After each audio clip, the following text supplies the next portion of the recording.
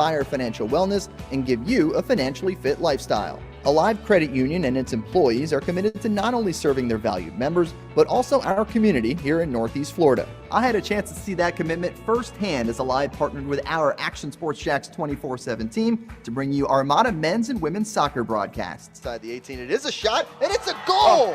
Chloe Chivers! And that connection to the community continues with Alive Credit Union's support of the Police Athletic League of Jacksonville. Alive Credit Union's commitment to our community also involves serving the financial needs of all first responders through the recent merger partnership with City and Police Federal Credit Union. Join the community and become a member of Alive Credit Union today. Find out the many ways you can be inspired in financial wellness at alivecu.coop.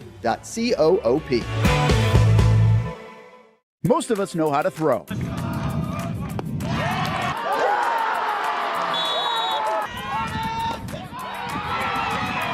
But you need to know what to throw. I'm not talking about footballs, baseballs, softballs. We're talking about those items you need to recycle. Republic Services explains it easy. Recycling simplified. 1.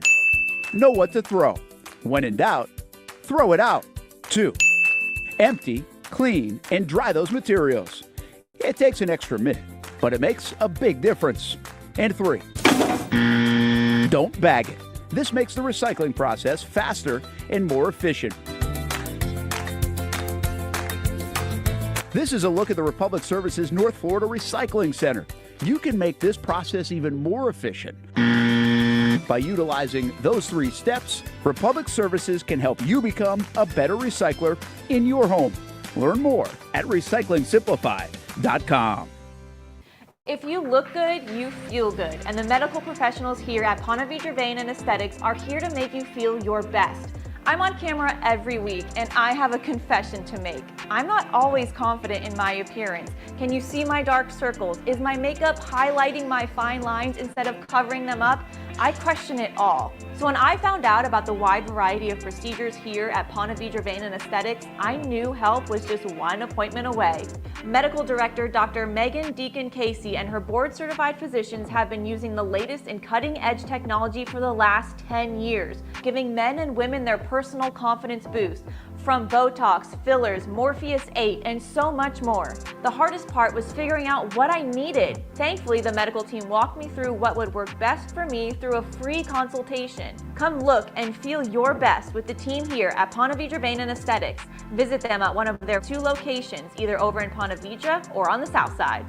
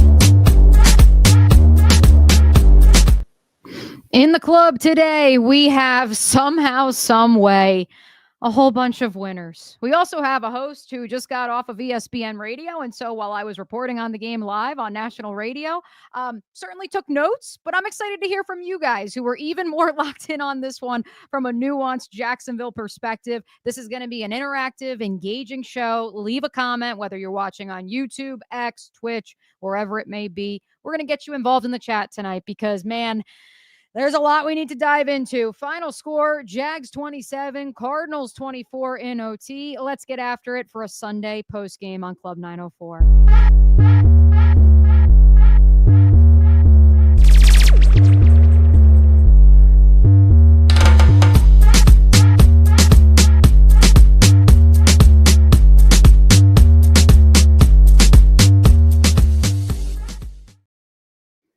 Welcome back into Club 904, syndicated on the Action Sports Jax 24/7 channel. I am your host, Mia O'Brien. We do this little show, this little podcast each and every Sunday at 9:04 p.m., as well as 1 o'clock on Tuesdays and Thursdays. Not this Thursday because of the Thanksgiving holiday, but you know what I mean. We appreciate all of you interacting live and, of course, encourage you to subscribe, like, comment, all the things at the Action Sports Jax various 24/7 channels, whether that's YouTube, the podcast network, Facebook. I don't think Instagram, but maybe at some point. Actually, yes, there is an Instagram. Maybe we'll live stream there at some point too. But we begin tonight first and foremost because I know my mother is going to want me to address it off the top. Was hosting live on ESPN Radio from this very seat that I'm coming at you guys live from. And because I knew it'd be a little sweaty watching the Jaguars while also managing all 32 games, or all 32 teams, in the National Football League today. I'm rocking a little more casual of a look. Shout out to the Freehold Township Parks and Recreation. I know I am not alone in saying my heart rate has not come down yet. I'm sure yours has not either. I'm still sweating. Following a Jaguars overtime victory, their second of the season. They are 3-0 on the West Coast in Liam Cohen's first season as the head coach of the Jaguars. Let's take this one from start to finish. The ugly, the beautiful. There wasn't a whole lot of beautiful, but in the words of linebacker Foye Oluokun, it's not pretty, but it's gritty. And that is what this team prides itself in, and ultimately is what has led them to a 7-4 record against all odds after this Week 12 win. I want to get to the first comments in the club before we go any further. Appreciate you guys hanging out with us. Also appreciate everybody who has subscribed to the O'Brien NFL Notebook since we debuted earlier this year. That is where you can find my scoops, my notebook reports from Jaguars practice and beyond. And of course, that is where you find the infamous Discord channel, which I want to apologize to our subscribers who were lighting that thing up today. So make sure you subscribe right now. The O'Brien NFL Notebook. The link to it, of course, will be scrolling underneath during the breaks. And also, if you head on over to my Twitter page at Mia O'Brien TV, go to that pin tweet and then go to the second tweet in the replies. And that is where you can subscribe to that. To that end, I want to get to the comments first because I feel like I neglected you guys. The other Mike Norvell, I know you're out here asking me questions. I saw some others on Twitter as well. Let's get to you guys first. Then we're going to go step by step through this one. Hef, great to see you as always in Club 904. Jags rock. Yup. Wins are always fun. California Ryan, also a member of the O'Brien NFL Notebook, says a win is a win. Trevor needs 2+ turnovers in order to get going. Our friend, the other Mike Norvell, not the one who was assured he'll have a job next season in Tallahassee, says, I will have to watch later. Wife, son, and I are watching Welcome to Derry together because that's probably best for me since Trevor finally sent me to the dark side today. Speaking of dark, Ether Dark, a reoccurring character on this show, please, when can we get Lewis and Murray back? Trayvon being out hurt a lot as well, but seriously, no more white uniforms. Trevor sees teal better. Good evening, Robert. Thanks for hanging out with us as well. Keep those comments coming. I'm going to get to all of them. A lot to get to on this post-game edition. All right. Let's start with Trevor Lawrence. A lot of folks on Twitter want me to go after him. They want me to blame him. Yeah, I mean, he's certainly not the reason they won today. Their defense is the reason they won today. For anyone who looks back at the Houston Texans loss 2 weeks ago, for anyone who looks at the win against the Raiders and says Trevor should have at least gotten one more first down if they had been able to do something, anything in order to milk the clock, then the defense, it doesn't matter that they pissed down their leg and they crumbled when they needed to. It's more about Trevor and the offense finding a way to stay on the field because that's the identity of this team, especially when it comes to running the ball. And so many, including myself, said, yeah, but the defense has to hold up their end of the bargain too. The Jaguars defense held up their end of the bargain today. So yes, this one, if it had been a loss, would have fallen squarely on the quarterback who finished this one 18 of 30 for 256 yards. For everyone who says you want to see him throw for more than 200 yards, you got your wish today. Average of 8.5 yards per attempt, 3 touchdowns, 3 interceptions, should have been 4. Instead, it was a fumble. So 4 total turnovers, was sacked 3 times in this game, but he is the winning quarterback despite all of that. The defense, meanwhile, I talked about this on ESPN Radio for those of you guys who are locked into prime time from 5 to 9 Eastern tonight. It's always going to be with the zone principles that Anthony Campanelli employs. It's going to be a bend, don't break situation. That's not to say they can't get after the quarterback because they do more than the Seattle cover 3 of Gus Bradley, to be clear. This is a defense that if they can get pressure, especially against an anemic offensive line like this Cardinals one, I thought they did a decent job today. Jacoby Brissett was sacked 0 times. Or no, he was sacked, 6 times. My bad. I was going to say, it definitely was more than that. He had 2 in the first 2 possessions. So Jacoby Brissett was sacked 6 times for 44 yards in this one. And there were even more opportunities for Josh Hines Allen and company to bring the quarterback down. I do agree not having Trayvon Walker, a significant blow to the pass rushing effort, but I thought that Dennis Gardeck and his return to the desert was awesome. And I thought that this idea of him not just being a Sam linebacker, but also being able to rush at a wide 9 off the edge opposite Josh Hines Allen was a huge development. Danny Strigow left this game after impacting it with an injury, came back into this game. We'll wait to hear exactly how banged up this unit is following this absolute marathon in Arizona. But to the point of who won this game, who lost this game, who almost lost this game, yeah, Trevor Lawrence would have been culpable if the Jaguars had lost this game. There are those of you who will also say that Liam Cohen and his decision whether to go for it on 4th and 1 or not is also the reason that the Jaguars almost lost this game. We'll get to some of the rationale on the other side of the aisle when it comes to the Arizona Cardinals and why they did lose this game, because I believe a lot of that falls on their head coach and game management. Did you happen to see the Cowboys and Eagles game also going on at the same time? If you had the multi-view going on, a lot of questionable coaching decisions there. No one wants to take the points, in the words of Pete Prisco and Matt Hayes. They just want to go for it on 4th down and be pass happy. I don't understand it either. It's the world we live in. It's because of the dynamic kickoff. It's because offenses are scoring at such a high rate that you can't risk this idea of just settling for 3. I don't put it on the coach. And even if they'd lost, I wouldn't have put it on the coach. I would have put it on the quarterback. So for everyone who says I'm a Trevor defender, check it off the list. And he's Liam Cohen. You're going to hear from him a little bit later in the program. Liam Cohen was among the first to say Trevor is not happy with himself. He knows, especially that one interception to Garrett Williams in the end zone where he had Jacoby Myers. And it's a great play by Williams on the ball, but ultimately, like, that's one that Trevor Lawrence knows he can't throw. The freak play to Walter Nolan, the first turnover of the game, I mean, that's just the odds of it falling literally cradled in his one side arm as he is blocking Walker Little. I mean, insane. By the way, shout out to Walker Little. Again, I did not watch this game from an offensive line play perspective. That is for Tuesday's program. Hint, hint, wink, wink. Hopefully we get a special guest from Tennessee who can help us break that down.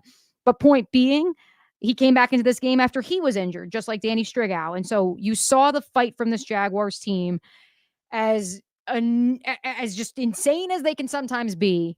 They don't give up. Mike DiRocco, out in Arizona right now covering the team for ESPN, said that with the interview room right next to the Jaguars locker room and some thin walls, you could hear the yelling, the shouting, the screaming from both the head coach and the players, and they deserve it. I mean, it wasn't pretty, but they never gave up, and that's more than some teams, trust me, around the National Football League can say today. All right, couple more of that first wave of questions before we get to some more. Then we'll take a timeout. We'll catch our breath. And then you will hear from Liam Cohen. We will empty my notebook. Again, hand raised, not as deep as it usually is, just because we had a lot going on. But in turn, we're going to look around the National Football League at the end of today's postgame show, because since I was intently watching all the games going on, want to just like compare and contrast some things. Like I said, the 4th down decision making, like that's going on across the league, folks. Don't just put this all on Liam Cohen, to be clear. Okay, so the Eric Murray, Jordan Lewis, I'm not going to lie, like I was a little worried when Jacoby Brissett went flying into the sideline. Devin Lloyd hit him. I think it's a bang play, but I could have told you the flag would be thrown in that situation because Jordan Lewis is who Jacoby Brissett collided with. And so I was like, oh my God, already this guy's been, potentially going to return the last 2 weeks. You feel like you're finally getting him back with the neck injury. And hopefully he didn't hurt more. It doesn't sound like he did, at least, but maybe you guys heard differently. If you want to put that in the comments, let me know. That was my first concern, but in my estimation and from my conversations, I knew Jordan Lewis wouldn't be available this week. The goal, I think, for so many has always been make sure he's back for the Colts game. And so even if he needs another week next week, do you need him to beat the Titans? I think you need everybody possible, given what's occurred the last 2 road trips, both to Houston and now here to Arizona. But ultimately, the goal, I think, is that December 7th matchup with the Indianapolis Colts.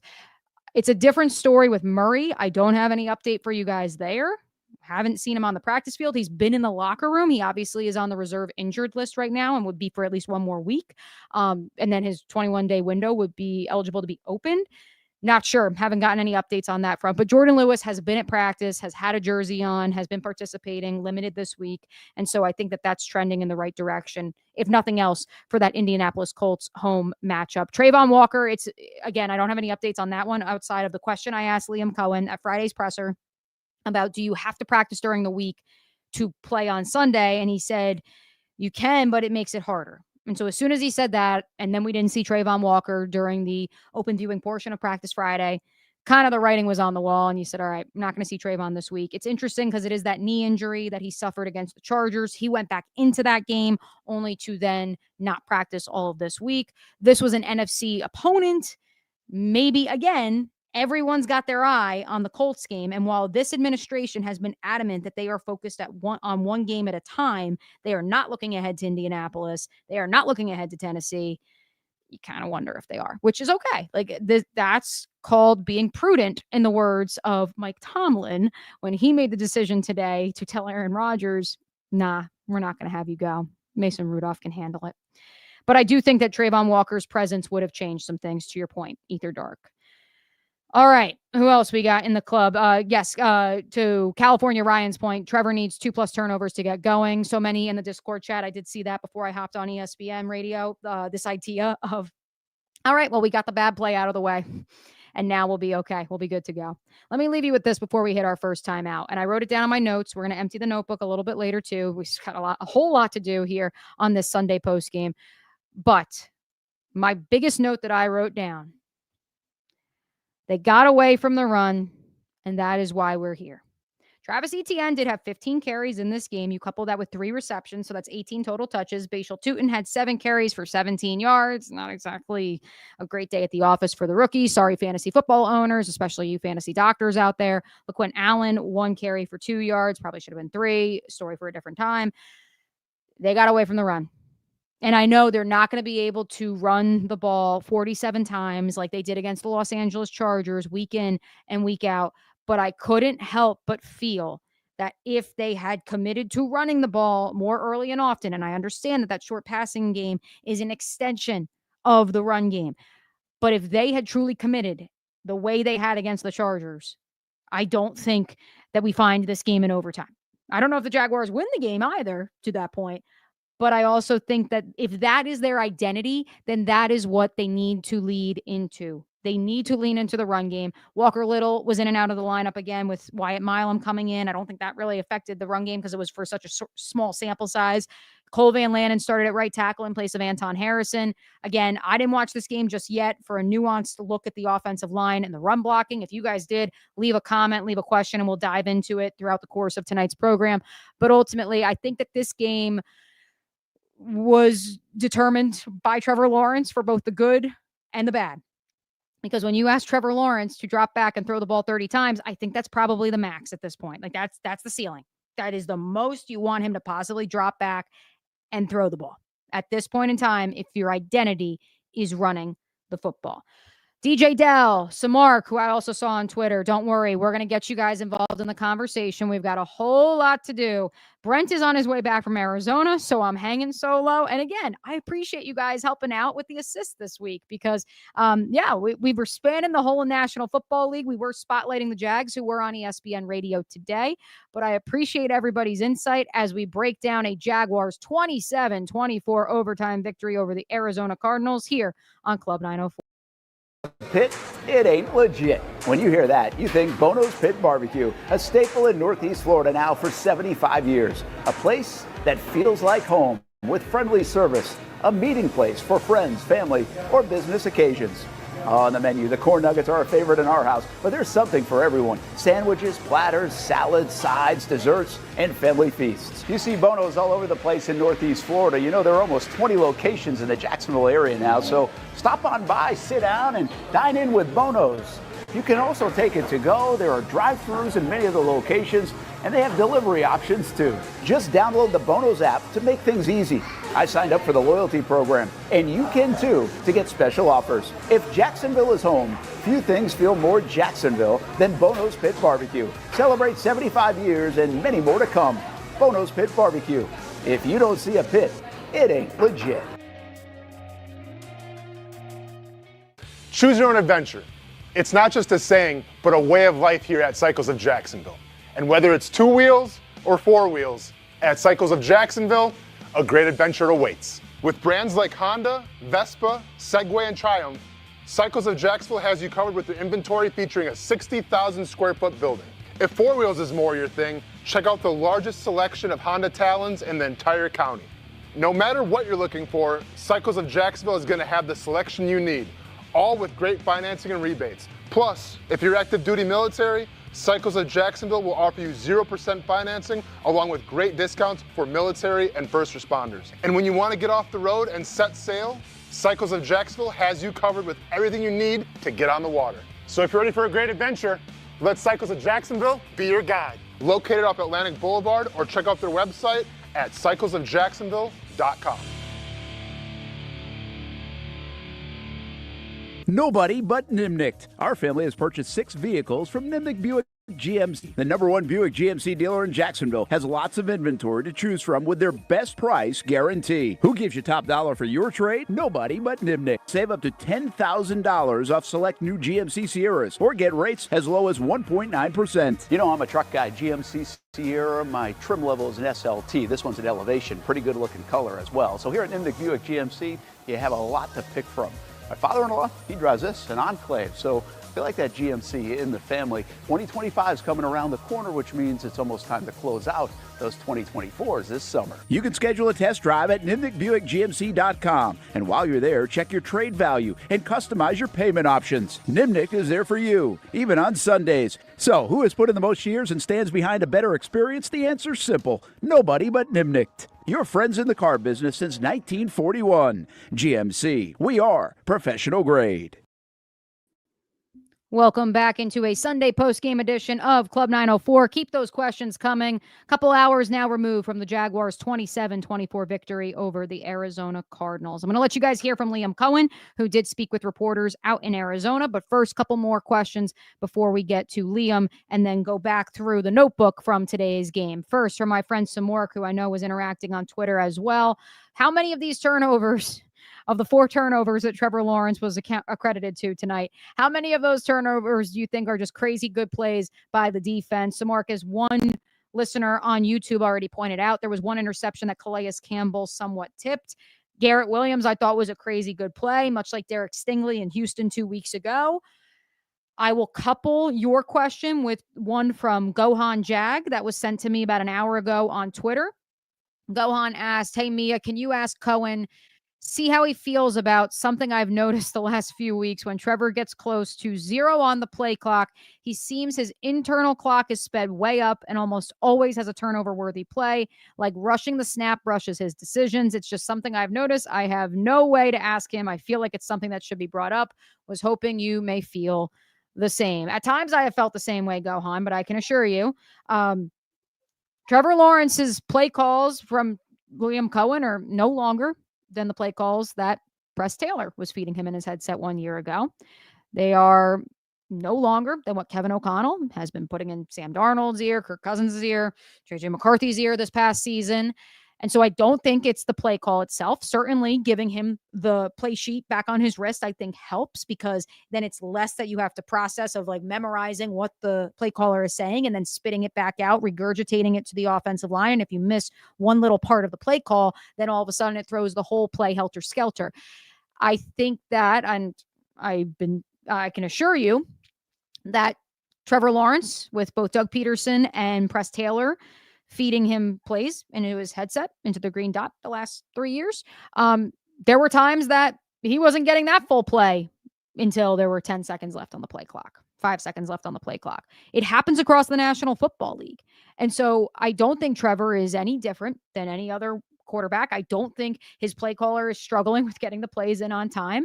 I think that he is still adjusting to, number one, a new offensive operation, frequent listeners of the pod, you guys know, love to comp Trevor's progression through this offense and his learning of it to that of a 301, 401 level college class, but also Matt Ryan's experience with Kyle Shanahan when he arrived in Atlanta and he had to retool so much of his game. This was never going to be a short fix. For those of you who missed our conversation with Jeff Howe of The Athletic, who grew up with Liam Cohen, they went to college together, and he's covered the NFL for 20 years. Jeff said, like, this was always going to take at least a year to start seeing the real signs of Trevor is grasping the offense. And Liam and his staff feel like they've seen flashes of it. And so if they feel encouraged by what they've seen, even if it is not necessarily where they'd like it to be at this point, I think we all just have to trust the process, as my wedding planner told me earlier this week. One more from Samark before we hear from Liam Cohen. It's rather interesting how similar this game was to the Bengals game. Go for it on 4th down when you could just kick the field goal and go up 6 with a minute left and some change. Multiple turnovers by the offense. Just interesting. I would agree with that, Samark. But the difference is that you do that against the Bengals because you know that their high-powered offense, even without Joe Burrow, can march right down the field and can hurt you. This was an offense that they were able to limit Trey McBride in this game, who I would argue is their most explosive threat on offense without Marvin Harrison Jr., to 79 yards on 9 catches, which sounds like a lot, but trust me when I say for what Trey McBride's been able to do in a top 5 offensive season at the tight end position this year in the National Football League, that's a pretty darn good day at the office. Michael Wilson, 10 catches for 118 yards. You don't like to see that, but as the broadcast pointed out, the Jaguars have given up the most yards, or at least are in the top 5 in giving up the most yards to a number 1 wide receiver option along the perimeter in the National Football League per game. So not surprised, a little discouraged by that, but to that end, that's the difference. You don't kick the field goal. You go for it on 4th down against the Bengals because you know what they can do. I don't think in this scenario, you assume that Jacoby Brissett is going to march down the field and score a touchdown. I think you want to show a little more confidence in your defense and just take the points in this situation. So that's where I think the two are a little bit different. But let's hear from the head coach, because he was asked about why he went for it on 4th down. He was also asked about how Trevor Lawrence is feeling after all those turnovers, and yet the Jaguars still able to pull out a victory against the Arizona Cardinals. Take a listen.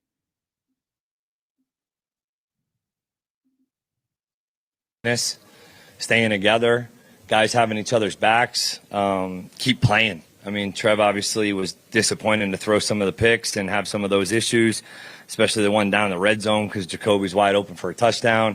But then he turns around and makes a huge throw to Parker to start off the to overtime, and guys stepped up. I mean, nobody flinched. Nobody was walking around head down, disappointed, frustrated. Yeah, you got to keep playing, and that's been the message for the last few weeks, is just to keep playing.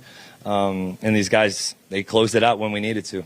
What happened on the throw to Tim Patrick down there, I think, in overtime? Yeah, so he's a clear out on the play, basically. Like all week, it was kind of a clear out deal, and we said, hey, if we get man, we can alert back if we get a rub. Well, they just so happened to bust it from a coverage standpoint. He is wide open. He popped wide open, but Tim's more so thinking, I'm here to kind of clear this thing out, and I think that's just a great learning op and lesson for all of us, but specifically, hey, Tim, nobody's just clearing out. Hey, you can get your eyes back on a go, especially when the void kind of happened. Trevor, I thought him just seeing it was actually going to be a good play for us, but that was just one of those things that Tim's thinking, I'm clearing out. Trevor sees it pop, and I think both those guys will learn from that moment. You walk us through the decision to go for it on 4th and 1 down there at the end of regulation with like a minute 45. Yeah, I mean, we didn't run it great, obviously, in some, like getting there.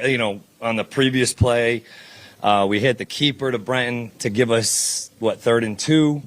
We get stuffed, kind of almost like lost a half a yard. I think we were like 4th and 2.5. And we just, hey man, we've been aggressive all season when it comes to those decisions. And you're putting us growing as an offense, us growing as a team is trusting them in some of those moments to go make those plays and go execute in those situations. It didn't work out this time, but hopefully those guys get the message that ultimately, man, we need to go execute in those moments and, for us to close people out on our terms. Again, Rome was not built in a day. Neither will the Jacksonville Jaguars. Instilling confidence in your team, operating as you will when hopefully they are competing for a Super Bowl in a couple years' time. That's been the approach from Liam Cohen and his staff day one. I know Robert in the YouTube chat had also asked about the Tim Patrick failed wheel route on third down, and that forced the Jaguars to kick the field goal in overtime. There is your answer from the horse's mouth, Liam Cohen himself. A couple of you guys on the YouTube chat also asked about Brenton Strange, his final stat line and his return to the lineup.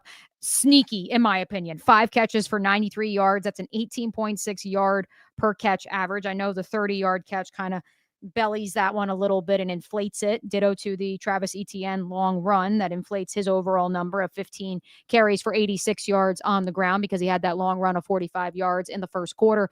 But ultimately, I think for Brenton Strange to come back and operate the way he did, I'm curious what you guys thought. I thought at times he looked, I don't want to say slow because he looked fast. He looked like he was playing fast in the play itself. I was a little concerned if he got up off the ground gingerly. We'll get some word from Brenton, hopefully this week, because he hasn't really been available in the locker room since his 21-day window was opened. I know he was last Wednesday, but really wasn't around at least on the days that I was in the locker room this past week. And so hopefully we hear from Brenton and hopefully he's doing A-okay coming out of this one because it is so clear. And some of you have noted, this is a different team when Brenton Strange is on the field, and especially when you know Walker Little is nursing an injury. When you know, and I know a couple of you guys noted maybe a subpar day from Ezra Cleveland at the office, and I know that's at the guard position, but when you do have Brenton Strange, when LaQuint Allen is making perhaps the first mistake in his pass blocking career in the National Football League as the third down running back, when you have Brenton Strange and you can utilize him in addition to having Johnny Munt, the best tight end 3, as Kevin O'Connell once proclaimed in the National Football League, it helps to have Brenton Strange for the entire operation, not just the receiving game, not just the run game. And so I agree with that sentiment as well. Let's empty the notebook while we're here. So again, I'm on ESPN Radio. We're watching this game live. We're updating in real time across the country, all the various games. And so again, not an extensive notebook today. So if you've got notes that you want us to throw in for our final segment of Q&A coming up, leave them in the chat and we will certainly hit them. Let's start with the tight end leaking out to the flat in the first quarter. We talked about it on Club 904 all week. We talked about it on the Locked On Jaguars squad show last week. And when I saw not just Trey McBride, but also when I saw Michael Carter, when I saw Bam Knight leaking out to the right, I went, oh my goodness, here we go again. They read the tweets. They saw my podcast. Oh no. But again, Trey McBride limited to 9 catches for 79 yards. And I say limited.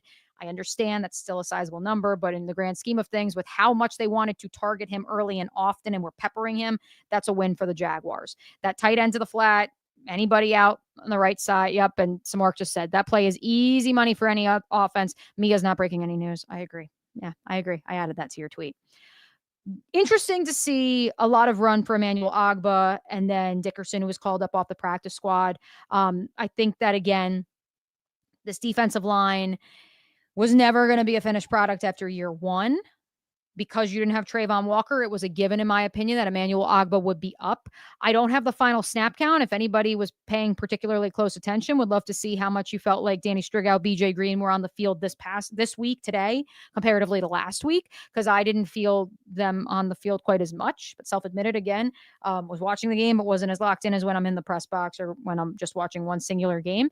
But I think that the interior of the defensive line is interesting. And I asked Liam Cohen this question as well on Friday, with DeJuan Smoot taking a ton of reps inside, which he certainly can do. But Liam said he's an undersized 3-tech, 3-eye. Like, he shouldn't be playing inside, but they need him to.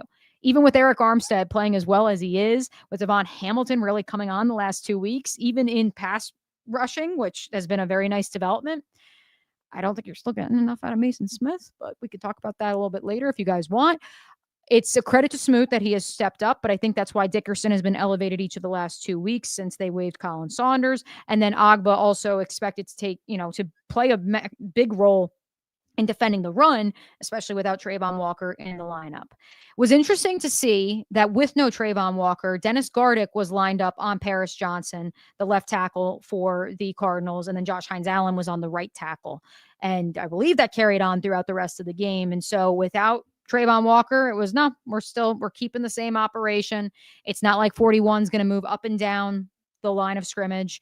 this is how we line up. We're just going to take Trayvon out and put Dennis Gardick in, which was interesting, or Emmanuel Agba or DeJuan Smoot. And again, it's a credit to Gardick, who I thought looked great. Greg Newsome, I noted, was in the game, since some of the fans who were in attendance at State Farm Stadium were tweeting at me and asking if he was playing. He played. I don't know what his final tally was. Let's take a look-see here. Newsome finished with, if I can find him, 1 tackle. I mean, I thought he was fine. Like, that doesn't tell the full story. We'll see what the PFF coverage numbers are when they come out for Greg Newsome. But Christian Braswell, I know, certainly got burnt on that drive for the Cardinals that led to the game-tying field goal, but he's being asked to do a lot with Jordan Lewis down, with Buster Brown, Greg Newsome, and then you throw Jarian Jones, is still banged up, but he played I thought Jarian played one of his best games of the season. That's not biased because he's a friend of the pod. I thought that he had a couple critical pass breakups and critical stops. I'm sure you guys would agree.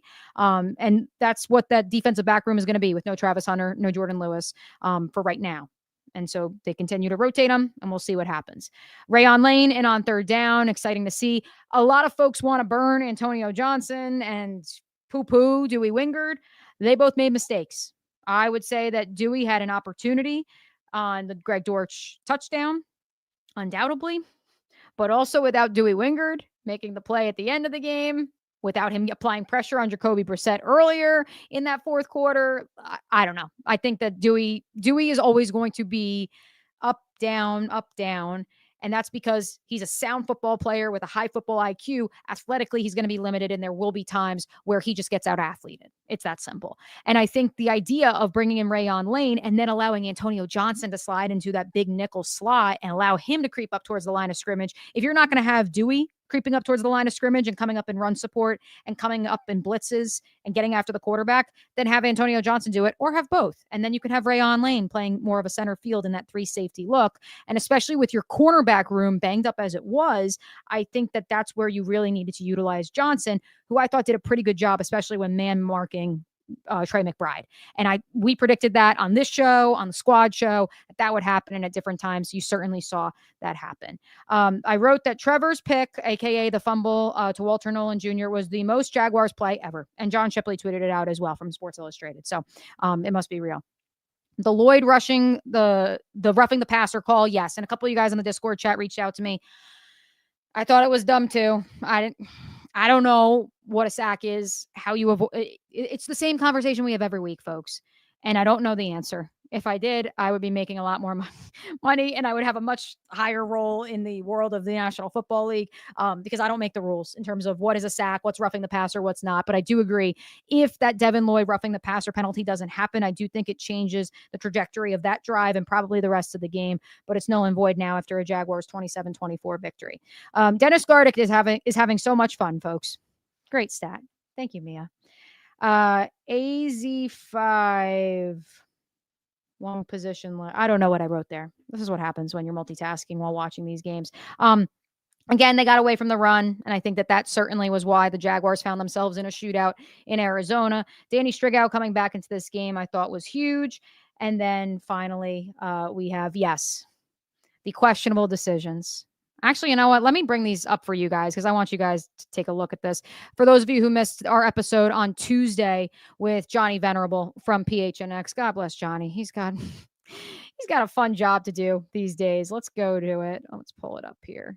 We're going to put that down there. We're going to bring this up. Isn't this fun in real time, folks? Don't you love hanging out with us here on Club 904? Here we go. Johnny, let me go to this one here. Overtime. There we go. All right. Johnny Venerable. Michael Wilson spiking the ball after that big catch. Elijah Higgins, blatant offensive pass interference when he decked in the middle of the field, a Jaguars defender. Jacoby Brissett not spiking the ball. 4th down pass, deep in double coverage to Xavier Weaver. Unthinkable levels of offensive incompetence happening right now with the Arizona Cardinals. See, Jaguar fans, it's not just you. It is rough all over. Now, to that end,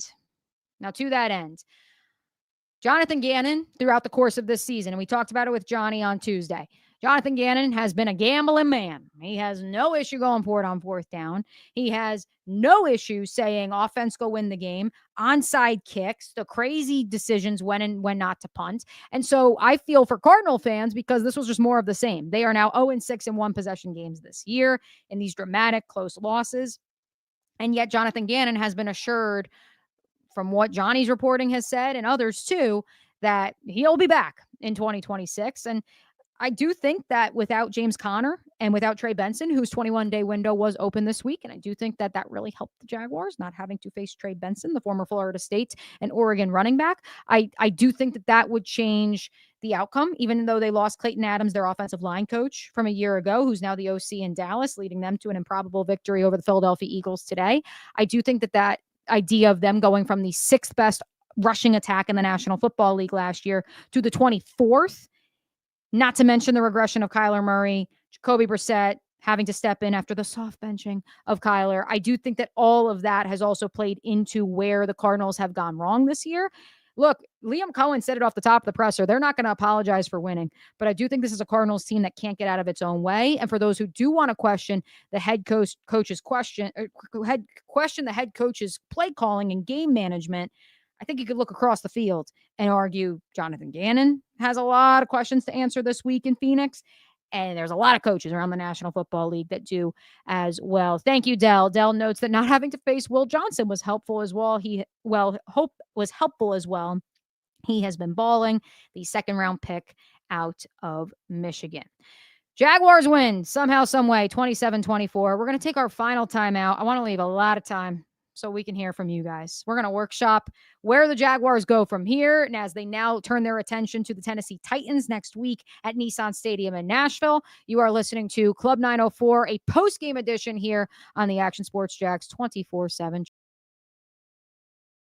People helping people. It's at the core of what Alive Credit Union is all about, and it's been that way for over 70 years. From the start in 1954 to today, the mission remains to inspire financial wellness and give you a financially fit lifestyle. Alive Credit Union and its employees are committed to not only serving their valued members, but also our community here in Northeast Florida. I had a chance to see that commitment firsthand as Alive partnered with our Action Sports Jax 24/7 team to bring you Armada men's and women's soccer broadcasts. Inside the 18, it is a shot, and it's a goal!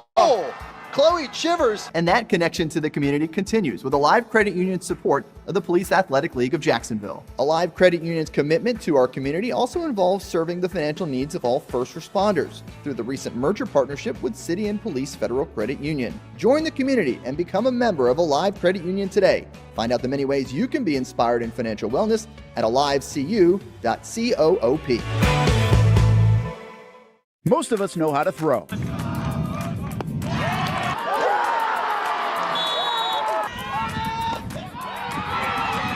But you need to know what to throw. I'm not talking about footballs, baseballs, softballs. We're talking about those items you need to recycle. Republic Services explains it easy. Recycling simplified. 1. Know what to throw. When in doubt, throw it out. 2. Empty, clean, and dry those materials. It takes an extra minute, but it makes a big difference. And 3. Don't bag it. This makes the recycling process faster and more efficient. This is a look at the Republic Services North Florida Recycling Center. You can make this process even more efficient. By utilizing those 3 steps, Republic Services can help you become a better recycler in your home. Learn more at recyclingsimplified.com. If you look good, you feel good. And the medical professionals here at Ponte Vein and Aesthetics are here to make you feel your best. I'm on camera every week, and I have a confession to make. I'm not always confident in my appearance. Can you see my dark circles? Is my makeup highlighting my fine lines instead of covering them up? I question it all. So when I found out about the wide variety of procedures here at Ponte Vein and Aesthetics, I knew help was just one appointment away.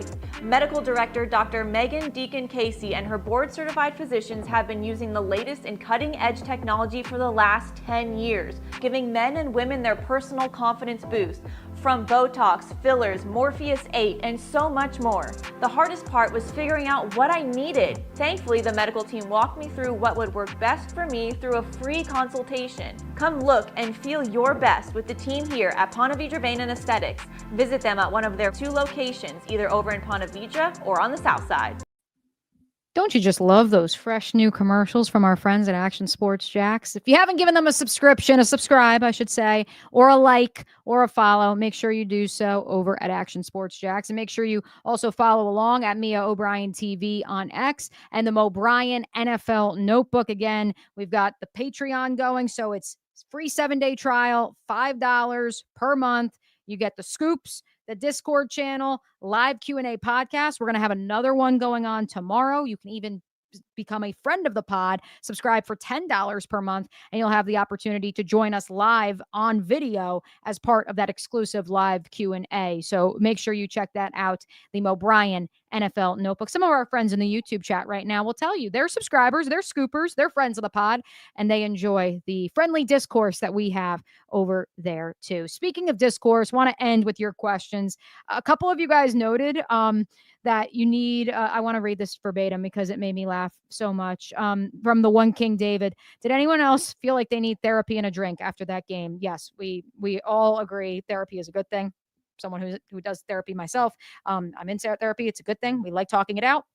I am not a licensed therapist, but as someone who covers the Jacksonville Jaguars, more than happy to answer your questions, talk it out, and see where this team goes from here as they get set to face the Titans for the first time this year in Week 13. Our friend Robert says, shout out the adjustments from the offense and defense in the second half. Liam has done that well, unlike Doug.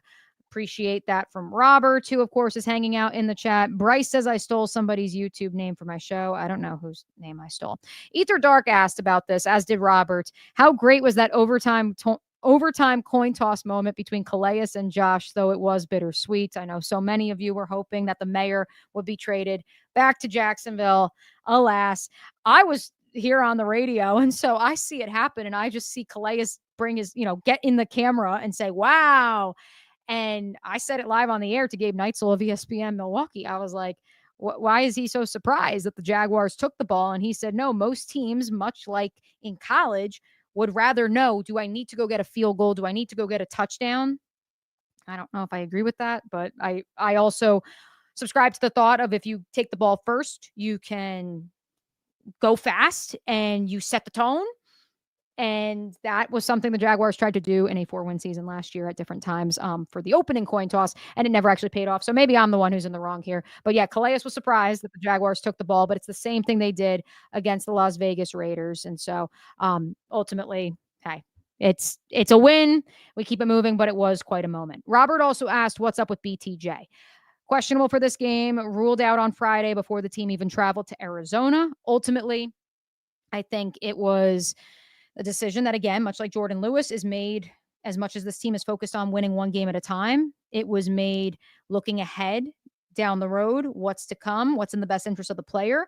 I will tell you that during the open viewing portion on Friday, there were 3 players that were working off to the side together: Brian Thomas Jr., Jarian Jones, and Hunter Long. 2 of those players were ruled out before the team even got on the plane Saturday afternoon, and the other, Jarian Jones, as we alluded to, we thought played one of his best games of the year. Yes, so Mark, Jarian plays so good in the nickel. I also missed this. Yes, Mason Smith jumping on 4th down was bad, Del.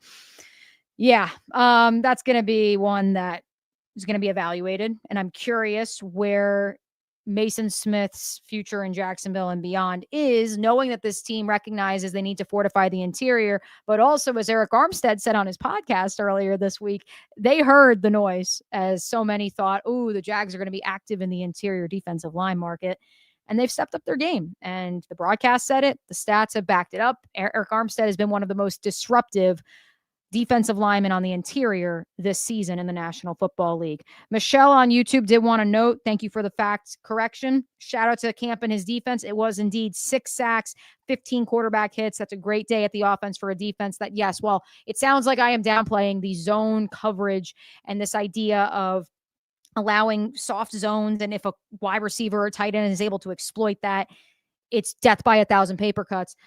Make no mistake, the Jaguars got after Jacoby Brissett and took advantage of a mediocre makeshift offensive line. And that's not something they did against Houston. It is something they did against LA. So that's now back-to-back weeks they've been able to do that. Tip of the cap to Camp and the defensive staff.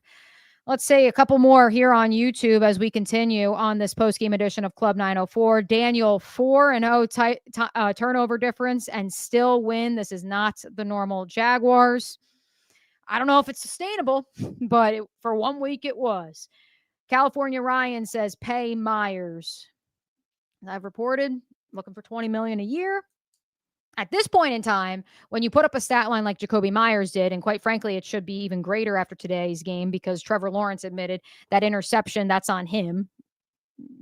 Quite, point blank. And I do think that Garrett Williams made an excellent play on the ball. Jacoby Myers finishes with 4 catches for 50 yards on 6 targets. So you take that one interception away, and largely one of the most, if not the most reliable receiver that Jacksonville has had in quite some time. If you throw it in his direction, he finds a way to get the ball, and that is massive for this team. One more from St. Lamar. Mia feels like Trev didn't have the bonehead plays we're used to. More so football plays, with Arizona making some incredible plays, flying through the air. Bad luck on 2 or 3 of those. We discussed that. Yes. I think a couple of them were incredible plays. The fact that it keeps happening, though, does give me pause, because there can't just always be these incredible plays against Trevor Lawrence. Ether Dark, Chopwood, Kerry Water, Parker Washington is that guy. I couldn't agree more. Parker Washington, who at times I was getting concerned when he gingerly stood up, much like his college teammate Brenton Strange, worried he was taking on too many hits. He already tweeted, so I'm guessing he's doing okay. 5 receptions for 71 yards and the touchdown that many thought would seal the game, but it did not. He also, in the return game, I thought was outstanding. And I don't know if that's a byproduct of the Cardinals coverage being leaky or not, but Parker Washington's 2 punt returns, an average of 21.5 yards, total of 43 yards. Bashal Tutin had a nice return for 39 yards as well on a kick return too. So special teams once again continues to take the next step in its development, which is great to see, because there were times where we were looking around saying, what are we doing, Heath? But looking great so far. Little big man, Trev is the Temu Ryan Tannehill. Well, today, yes. Today, yes. And probably worse than that. So, yeah. Trevor Forever disagrees. Trevor Forever says that Trevor has the clutch gene, and he showed you why he extended him today. Oh, boy. I wonder how this one's going to go over in the chat. He says that wow, Trevor Forever is really getting involved in the chat. Okay. And I'm sure you guys are loving that, too. Yikes. Trevor is a rookie again this year, having to learn all over again. You can't really judge him until 2027. When it mattered the most, Trevor was great. Reminded me of Tom Brady coming back down 28-3. The overall stats show picks, but if you watch the game, you know. I'll take your word for it, Trevor Forever. Okay. Robert, we already addressed the Tim Patrick of it all. Humpman says, Trevor is the reason we won. Social says, the reason? California Ryan, Trevor with more time in the system will do wonders. I would agree with you on that, Ryan. Some more before we get on out of here from the Royal Priest. Liam is a great coach, 7-4 in your first year so far. Excited for next year. Amen to that, because I think ultimately, well, yes, you want to make the playoffs. You didn't come this far to go this far if you're a Jacksonville Jaguars fan. But recognizing that you won 4 games a season ago, and somehow, some way, you have now won 7. Despite losing the turnover battle 4-0 today, I think that it speaks to the fortitude and just the sheer will to win. I also think they had some lucky bounces go their way. I also think that, again, the management of the clock by Jacoby Brissett and Jonathan Gannon to be like, well, we have to go win the game on 4th and 16. Like, bro, you got 3 minutes left. You don't have to be a hero. Like, just live to see another down. Just get the first down. Keep it moving.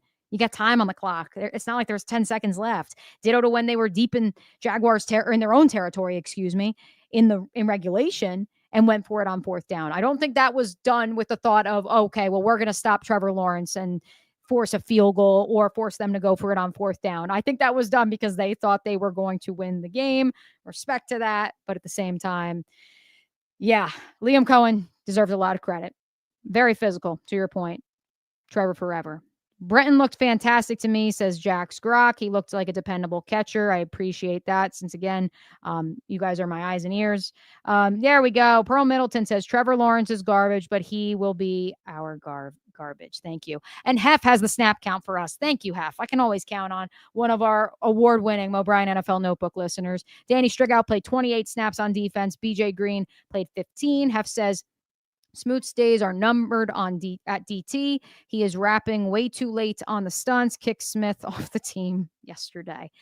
Ether Dark adds Green and Strigauer solid additions with seemingly high ceilings. They need the reps. And yes, Social, we saw much more Dennis Gardick off the edge as well. It will be curious to see once Trayvon Walker returns, which hopefully will be sooner rather than later, what that will mean for those reps for those two younger guys. Do you, again, just make Emmanuel Ogbah inactive in hopes of trying to give those younger guys even more run because you feel like you have seen something from them so far? Some more discourse in the chat with Ether Dark and a couple others about Newsome for Campbell didn't make a lot of sense for anything other than contract reasons. Again, I wasn't as locked in on Greg Newsome's play outside of the first quarter, and that was when he missed a tackle. So, but again, I think that we'll see what the PFF numbers are in terms of his coverage. Ether Dark will end on this one. That brings the question for a missing corner of ours who is out for the season. Early speculation. Do you think they go corner in the offseason or wait and see what they can get out of Travis Hunter? Travis Hunter is going to play both ways next year. At least at the start of the season. They're going to have him playing both ways. What it's going to look like, I don't know. The discrepancy between the snap count or if he's going to play every snap on both sides of the ball. I do think that they will take a similar approach to this past offseason in identifying 1 to 2 to 3 probably, if we want to like include a Dennis Gardick type in this scenario, of veteran free agents who can make an impact and, again, raise that floor. They're not out of that business yet. They are still trying to bring in guys from the outside who, if nothing else, have a winning pedigree, create competition and that energy in the room.